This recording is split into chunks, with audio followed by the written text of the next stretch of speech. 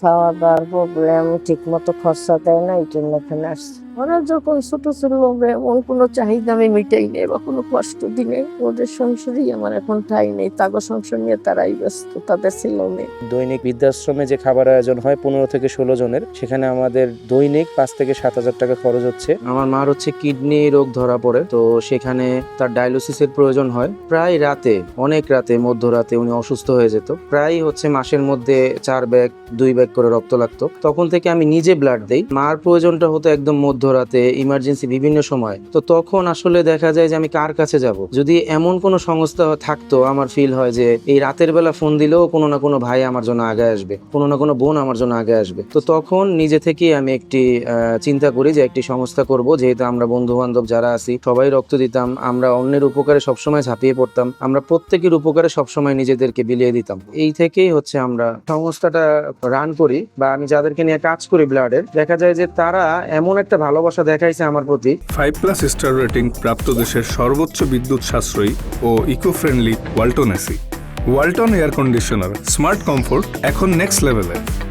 যে একটা সময় আমার মার ব্লাড লাগতো একজন, তারা প্রস্তুত থাকতো 4 জন। মানে এটা কিন্তু আমাকে খুব অবাক করছে যে আসলে দেখেন আমি ভালো কাজে জড়িত আছি বিধায় আজকে তারা আমার পাশে এসে দাঁড়ালো, আমার মার পাশে এসে দাঁড়ালো। যখন আমি ব্লাড ডোনেশনে যুক্ত হলাম, তখন আমার এই একটি কমিউনিটি হলো, আমাদের একটি সংগঠন হলো, যার মাধ্যমে বাংলাদেশে অনেক অনেক মানুষ রক্তের যোগান পেয়েছেন, রক্ত থেকে উপকার পেয়েছেন। আমাদের এই প্রতিষ্ঠানটা করার পিছনে আমরা হচ্ছে একত্রে অনেকেই ছিলাম। তো আমাদের যেহেতু ছোট থেকেই আমার স্বপ্ন একটি বৃদ্ধাশ্রম করব, একদম প্রাথমিক বিদ্যালয় থেকে আমি স্বপ্ন দেখি যে বৃদ্ধ মানুষ তারা যাতে মানুষের কাছে হাত না পাতে। আমি চাই যে তারা একটি নিশ্চিত সুন্দর একটি জীবন পাক। সেখান থেকেই আমরা হচ্ছে আমাদের বৃদ্ধাশ্রমের স্বপ্ন যাত্রা শুরু করি। আমাদের এখানে বর্তমানে মা আছেন 10 জন।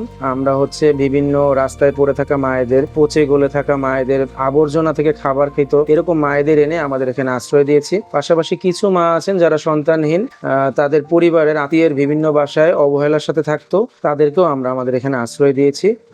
আমাদের এই জায়গার স্বল্পতার জন্য আমরা সবসময় বাধাগ্রস্ত হচ্ছি, মায়েদের আশ্রয় দিতে পারছি না। ইনশাল্লাহ আমরা চাই যে একটি বড় প্রতিষ্ঠান হোক আমাদের এটা, যাতে অনেক অনেক অসহায় মানুষ, বিপদগ্রস্ত মানুষ, অসুস্থ মানুষ এখানে সেবা পায়।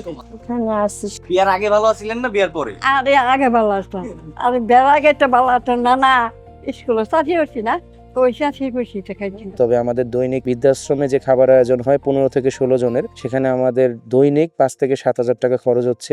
বৃদ্ধাশ্রমে আমাদের স্টাফের যে বেতন, তারপর আমাদের যে বৃদ্ধাশ্রম এটা ভাড়ায় চালিত, আমরা একটা ভাড়ায় একটা বাসা নেই। আমাদের এখানে কারেন্ট বিল, গ্যাস বিল, পাশাপাশি তাদের ঔষধ খরচ, সব মিলে আমাদের মাস শেষে প্রায় 2 থেকে 3 লাখ টাকার খরচ।